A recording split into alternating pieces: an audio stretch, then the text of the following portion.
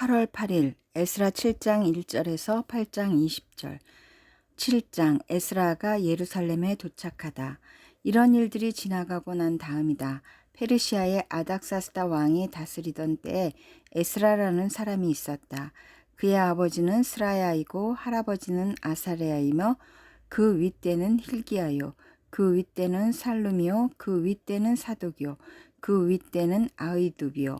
그 윗대는 아마랴요. 그 윗대는 아사랴요. 그 윗대는 무라요시요. 그 윗대는 스라히야요. 그 윗대는 우시엘이요. 그 윗대는 붓기요. 그 윗대는 아비수아요. 그 윗대는 비느하스요. 그 윗대는 엘르아살이요. 그 윗대는 대제사장 아론이다. 바로 그 에스라가 바빌로니아에서 돌아왔다. 그는 주 이스라엘의 하나님이 주신 모세의 율법에 능통한 학자이다. 주 하나님이 그를 잘 보살피셨으므로 왕은 에스라가 요청하는 것은 무엇이나 다 주었다. 아닥사스다 왕 7년에 일부 이스라엘 자손들과 몇몇 제사장들과 레위 사람들과 노래하는 사람들과 성전 문지기들과 성전 막 일꾼들이 예루살렘으로 올라올 때에 에스라도 그들과 함께 올라왔다. 그가 예루살렘에 닿은 것은 왕이 다스린 지 7년이 된 해의 다섯째 달이다. 그가 바빌로니아를 떠난 것은 첫째 달 초하루이다. 하나님이 그를 잘 보살펴 주셔서 다섯째 달 초하루에 예루살렘에 닿을 수 있었다. 에스라는 주님의 율법을 깊이 연구하고 지켰으며 또한 이스라엘 사람들에게 율례와 규례를 가르치는 일에 헌신하였다. 아닥사스다 왕이 칙령을 내리다. 에스라는 제사장이면서 학자이며 이스라엘이 받은 주님의 계명과 율례를 많이 배운 사람이었다. 다음은 아닥사스다 왕이 에스라에게 보낸 칙령을 옮겨 적은 것이다. 왕 중의 왕 아닥사스다는 하늘의 하나님의 율법에 통달한 학자 에스라 제사장에게 칙령을 내린다. 나의 지시는 다음과 같다. 내가 다스리는 나라에 사는 이스라엘 사람 가운데서 그대와 함께 예루살렘으로 가고자 하는 사람은 제사장이든지 레위 사람이든지 누구든지 가도 좋다. 나와 나의 7 보좌관들이 그대를 보내는 것이니 그대가 잘 아는 하나님의 율법에 따라서 유다와 예루살렘이 어떠한지를 살펴보아라. 그뿐 아니라 그대는 나와 나의 보좌관들이 예루살렘에 계시는 이스라엘의 하나님께 기쁜 마음으로 드리는 은과 금을 가지고 가거라. 그 돈으로는 반드시 숫송아지와 순양과 어린 양을 사고 거기에 곁들여 곡식제물과 부어드리는 제물도 사서 그것들을 예루살렘에 있는 그대가 섬기는 하나님의 성전의 제단 위에 함께 제물로 드려라. 그 나머지 은과 금은 그대가 섬기는 하나님의 뜻에 따라서 그대와 그대의 동료 유다 사람들이 가장 좋다고 생각하는 일에 쓰도록 하고 그대에게 맡긴 모든 그릇은 예루살렘에 하나님께 바치되 그대가 섬기는 하나님의 성전에서 예배를 드릴 때에 쓰도록 하여라. 그 밖에 그대가 섬기는 하나님의 성전에서 써야 할 것이 더 있으면 국고에서 공급받도록 하여라. 이제 나 아닥사스다 왕은 유브라데스 강 서쪽 지방의 모든 국고 출납관들에게 명령한다. 하늘의 하나님의 율법에 통달한 학자 에스라 제사장이 너희에게 요청하는 것은 무엇이든지 어김없이 그에게 주도록 하여라. 은은 100달란트까지, 밀은 100고르까지, 포도주는 100밭까지, 기름은 100밭까지 주고 소금은 제한 없이 주도록 하여라. 하늘의 하나님의 성전에 관하여 하늘의 하나님이 규정하신 것은 하나도 어기지 말고 그대로 지켜라. 나와 내 자손이 다스릴 나라에 하나님의 분노가 내리도록 그대로 둘 수는 없기 때문이다. 그대들은 또한 제사장들이나 레위 사람들이나 노래하는 사람들이나 성전 문지기들이나 성전 막일꾼들이나 성전에서 일하는 다른 일꾼들에게 조공이나 세금이나 관세를 물려서는 안 된다. 또 그대 에스라는 그대가 섬기는 하나님이 그대에게 주신 지혜를 따라 그대가 섬기는 하나님의 율법을 잘 아는 사람들 가운데서 법관들과 판사들을 뽑아 세워 유프라테스강 서쪽에 있는 모든 백성의 재판을 맡아보게 하여라. 율법을 잘 알지 못하는 사람들은 그대들이 가르쳐라. 하나님의 율법과 왕의 명령대로 따르지 아니하는 자는 반드시 죽이거나 귀양을 보내거나 재산을 빼앗거나 옥에 가두거나 하여 엄하게 다스려라. 에스라가 하나님을 찬양하다. 주 우리 조상의 하나님을 찬양하여라. 하나님은 왕에게 예루살렘에 있는 주님의 성전을 영화롭게 하려는 마음을 주셨다. 나에게 자비를 베푸셔서 내가 왕과 보좌관들과 권세 있는 고관들에게 총애를 받게 하여 주셨다. 주 나의 하나님이 이처럼 나를 돌보아 주심으로 나는 힘을 얻어서 이스라엘 백성 가운데서 지도자들을 불러 모아 함께 예루살렘으로 올라올 수 있었다. 8장 에스라와 함께 돌아온 백성들. 아닥사스다 왕이 다스릴 때 나와 함께 바빌로니아를 떠나서 이리로 올라온 각 가문의 우두머리와 그들의 계보는 다음과 같다. 비느하스 자손 가운데서는 게르솜이요, 이다말 자손 가운데서는 다니엘이요, 다윗 자손 가운데서는 스가냐의 아들 핫두스요, 바로스 자손 가운데서는 스가랴 및 그와 함께 등록된 남자 150명이요, 바한 모압 자손 가운데서는 스라이야의 아들 엘 여호에네 및 그와 함께 등록된 남자 200명이요, 삿두 자손 가운데에서는 야하시엘의 아들 스가냐와 그와 함께 등록된 남자 300명이요. 아딘 자손 가운데서는 요나단의 아들 에벤 및 그와 함께 등록된 남자 50명이요. 엘람 자손 가운데서는 아달리아의 아들 여사야 및 그와 함께 등록된 남자 70명이요. 스바디아 자손 가운데서는 미가엘의 아들 스바디아 및 그와 함께 등록된 남자 80명이요. 요압 자손 가운데에서는 여히엘의 아들 오베아디아 및 그와 함께 등록된 남자 218명이요. 바니 자손 가운데서는 요시비아의 아들 슬로몬 및 그와 함께 등록된 남자 160명이요. 베베 자손 가운데서는 베베의 아들 스가랴 및 그와 함께 등록된 남자 28명이요. 아스갓 자손 가운데서는 학가단의 아들 요하난 및 그와 함께 등록된 남자 110명이요.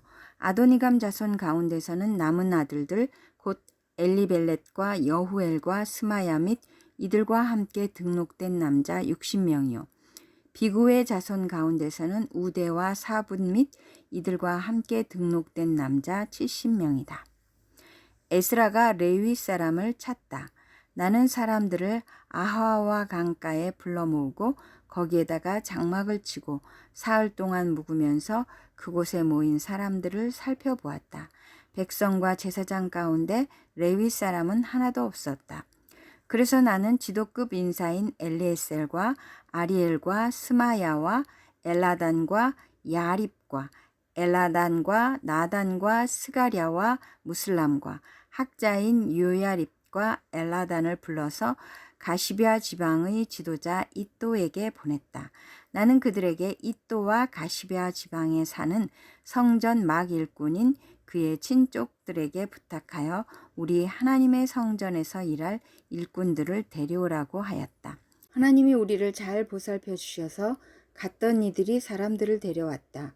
그들이 데려온 사람들은 레위의 아들이며 이스라엘의 손자인 마흘리 자손으로서 아주 유능한 인재인 세리아바와 그의 아들 및 친족 18명과 하사비아와 무라리 자손 가운데서 여사야와 그의 형제들 및 그들의 아들들 20명이다. 이 밖에도 성전 막 일꾼 220명을 데려왔는데 이들은 다윗과 그의 관리들이 레위 사람을 도우라고 임명한 성전 막 일꾼이다. 이들이 모두 등록을 하였다. 고린도전서 4장 1절에서 21절 4장 사도의 직분. 사람은 이와 같이 우리를 그리스도의 일꾼이요 하나님의 비밀을 맡은 관리인으로 보아야 합니다. 이런 경우에 관리인에게 요구하는 것은 신실성입니다. 내가 여러분에게서 심판을 받든지 세상 법정에서 심판을 받든지 나에게는 조금도 문제가 되지 않습니다. 그뿐만 아니라 나도 나 자신을 심판하지 않습니다. 나는 양심에 꺼리끼는 것이 없습니다. 그러나 이런 일로 내가 의롭게 된 것은 아닙니다. 나를 심판하시는 분은 주님이십니다. 그러므로 여러분은 주님께서 오실 때까지는 아무것도 미리 심판하지 마십시오. 주님께서는 어둠 속에 감추인 것들을 환히 나타내시며 마음속의 생각을 드러내실 것입니다. 그때 사람마다 하나님으로부터 칭찬을 받을 것입니다. 형제자매 여러분, 나는 여러분을 위하여 이 모든 일을 나와 아볼로에게 적용하여 설명하였습니다. 그것은 기록된 말씀의 범위를 벗어나지 말라는 격언의 뜻을 여러분이 우리에게서 배워서 어느 한 편을 편들어 다른 편을 얕보면서 뽐내지 않도록 하려는 것입니다. 누가 그대를 별다르게 보아줍니까? 그대가 가지고 있는 것 가운데서 받아서 가지지 않은 것이 무엇이 있습니까? 모두가 받은 것이라면 왜 받지 않은 것처럼 자랑합니까? 여러분은 벌써 배가 불렀습니다. 벌써 부자가 되었습니다. 우리를 제쳐놓고 왕이나 된 듯이 행세하였습니다. 여러분이 진정 왕처럼 되었으면 좋겠습니다. 그렇게 하여 우리도 여러분과 함께 왕 노릇하게 되면 좋겠습니다. 내가 생각하기에 하나님께서는 사도들인 우리를 마치 사형수처럼 세상에서 가장 보잘것없는 사람들로 내놓으셨습니다. 우리는 세계와 천사들과 사람들에게 구경거리가 된 것입니다. 우리는 그리스도 때문에 어리석은 사람이 되었지만 여러분은 그리스도 안에서 지혜 있는 사람이 되었습니다. 우리는 약하나 여러분은 강합니다. 여러분은 영광을 누리고 있으나 우리는 천대를 받고 있습니다.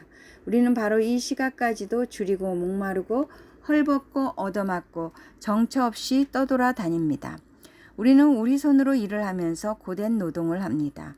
우리는 욕을 먹으면 도리어 축복하여 주고 박해를 받으면 참고 비방을 받으면 좋은 말로 응답합니다. 우리는 이 세상의 쓰레기처럼 되고 이제까지 만물의 찌꺼기처럼 되었습니다.